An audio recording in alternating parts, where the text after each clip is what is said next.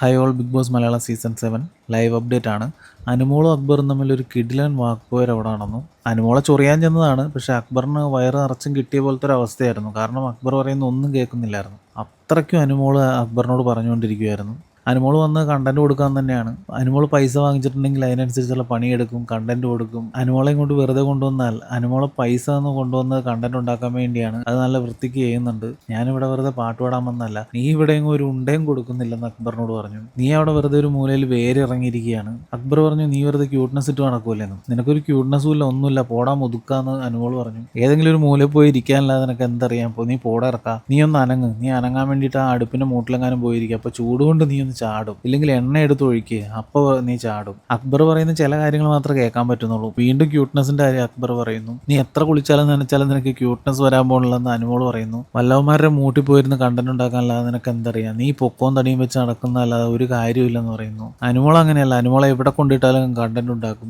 ജയിലിലിട്ടാലും വെറുതെ ഇരുന്നാലും ഒറ്റയ്ക്ക് ഇരുന്നാലും ഒക്കെ ഞാൻ കണ്ടന്റ് ഉണ്ടാക്കും. ഇതിനിടയ്ക്ക് പുട്ടിന് പീരിയിടുന്ന പോലെ അപ്പാനിയെ കൂടത്തിൽ കൊണ്ടുകിടന്ന് ഔട്ടാക്കിയില്ലെന്ന് നൂറ ഇടയ്ക്കിടയ്ക്ക് പറയുന്നുണ്ടായിരുന്നു. അനുമോൾ ഏറ്റു പറയുന്നുണ്ടായിരുന്നു. അവൻ എൻ്റെ ഫ്രണ്ടാണെന്നൊക്കെ അക്ബർ പറയുമ്പോൾ ഞാനിവിടെ ഫ്രണ്ട്ഷിപ്പ് ഉണ്ടാക്കാൻ വന്നതല്ല, അനുമോളാണ് കട്ടപ്പ എന്ന് അക്ബർ പറയുന്നു. കൂടത്തിൽ നിന്ന് പുറകിൽ നിന്ന് കുത്തിയില്ലെന്ന് അക്ബർ ചോദിക്കുന്നു. അനുമോൾ പറയുന്നത്, നീ രാവിലെ എഴുന്നേറ്റ് ഒരു കപ്പ് ചായയായിട്ട് ഏതെങ്കിലും ഒരു മൂലയിൽ പോയിരിക്കും, അല്ലാതെ വേറെ നിന്നെ കൊണ്ടൊന്നും പറ്റില്ലെന്ന് പറയുന്നു. ഞാനിവിടെ വെറുതെ വലിഞ്ഞ് കയറി വന്നതൊന്നുമല്ല, ഞാൻ എവിടെ ഇരുന്നാലും ഞാൻ എവിടെ കിടന്നാലും കണ്ടന്റ് ഉണ്ടാക്കുമെന്ന് പറയുന്നു. നീ പോടെ ഇറക്കാന്ന് വീണ്ടും പറയുന്നു. ഞാൻ ഇവിടെ വരെ എത്തിയെങ്കിൽ ബാക്കിയും എനിക്ക് എന്താ ചെയ്യേണ്ടതെന്ന് അറിയാമെന്ന് അനുമോൾ പറയുന്നു. എല്ലാം ചിരിച്ചു കളയാമെന്ന് വിചാരിച്ചാണ്, പക്ഷേ ഇനി അത് ഉദ്ദേശിക്കുന്നില്ലെന്ന് പറയുന്നു. പാവൻ ശരത്തിനെ പുറത്താക്കി എന്നുള്ള കാര്യം വീണ്ടും നൂറ ഇടയ്ക്കിടയ്ക്ക് പറയുന്നുണ്ട്. ക്യൂട്ട്നെസ്സിനെ പറ്റി വീണ്ടും പറയുമ്പോൾ എൻ്റെ ക്യൂട്ട്നെസ് എൻ്റെ ഭംഗിയാണെന്ന് അനുമോൾ പറയുന്നു. അത് കേട്ട് ജിസയിൽ പറയുന്നുണ്ട്, നീ നല്ല ക്യൂട്ടാണ്, പക്ഷെ വാ തുറക്കുമ്പോൾ ക്യൂട്ടല്ലെന്ന് പറഞ്ഞു. പിന്നെ അനുമോൾ മസ്താനിയെ പറ്റിയാണ് പറയുന്നത്. മസ്താനി എനിക്ക് അത്ര ഇഷ്ടപ്പെടുന്നില്ല. പ്രവീണിനെ വെച്ച് എന്തൊക്കെയോ പറയുന്നുണ്ട്. അവളുടെ തമാശകളൊന്നും എനിക്ക് ഇഷ്ടപ്പെടുന്നില്ല. നമ്മൾ സ്വകാര്യമായിട്ട് പറയുന്ന തമാശകൾ അവൾ ഒച്ചത്തിൽ പറയുന്നു. അതെനിക്ക് വർക്കല്ല.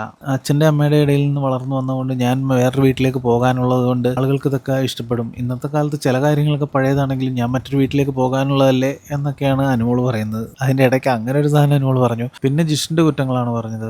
ജിഷിൻ ചേട്ടൻ കുക്ക് ചെയ്യുന്നത് എനിക്ക് അത്ര ഇഷ്ടമൊന്നുമല്ല. ജിഷിൻ ചേട്ടൻ നല്ല ടേസ്റ്റിൽ കുക്ക് ചെയ്യായിരിക്കും, പക്ഷെ പുള്ളിയുടെ രീതികളും പുള്ളി ചെയ്യുന്ന കാര്യങ്ങളൊന്നും എനിക്ക് ഇഷ്ടമല്ല. പുള്ളി അത്ര വൃത്തിയിലൊന്നും അല്ല എല്ലാം ചെയ്യുന്നത്. ഇങ്ങനെ ഒരുപാട് കാര്യങ്ങളാണ് അനുമോൾ പറഞ്ഞിരിക്കുന്നത്. ഇതിൻ്റെ ഇടയിൽ അനീഷും ആര്യനും തമ്മിൽ വാക്തർക്കം ഉണ്ടാവുന്നു. നീ പോടാ ഗുണാപ്പാന്ന് അനീഷിനെ ആര്യൻ വിളിക്കുന്നു. അനീഷ് ആര്യനോട് വീട്ടിൽ ചെന്ന് പറഞ്ഞാൽ മതി എന്ന് പറയുന്നു. ആര്യൻ പിതാവിനെ സ്മരിക്കാൻ പറയുന്നു. അങ്ങനെ അവർ തമ്മിൽ കുറേ നേരം തർക്കിക്കുന്നു. ഇതിൻ്റെ ഇടയിലൊക്കെ മസ്താനിയുടെ ചിരികൾ ഇടയ്ക്കിടയ്ക്ക് ഇട്ട് കൊടുക്കുന്നുണ്ടായിരുന്നു. പിന്നെ അനീഷിന്റെ വായിൽ നിന്ന് തുപ്പൽ തെറിക്കുന്നു എന്ന് പറഞ്ഞ് മുഖം പത്തൊന്നും മാറിയിരിക്കുന്നു. അങ്ങനെ ഒരുപാട് കാര്യങ്ങളാണ് ഈ കുറച്ച് സമയം കൊണ്ട് അവിടെ നടന്നത്. ഏതായാലും കിച്ചണിൽ ചോറ് റെഡി ആയി കഴിഞ്ഞപ്പോൾ എല്ലാവരും ലഞ്ച് കഴിക്കാൻ വേണ്ടി പോയിട്ടുണ്ട്. ലൈവിലെ ബാക്കിയുള്ള വിശേഷങ്ങളായി പിന്നീട് കാണാം. താങ്ക്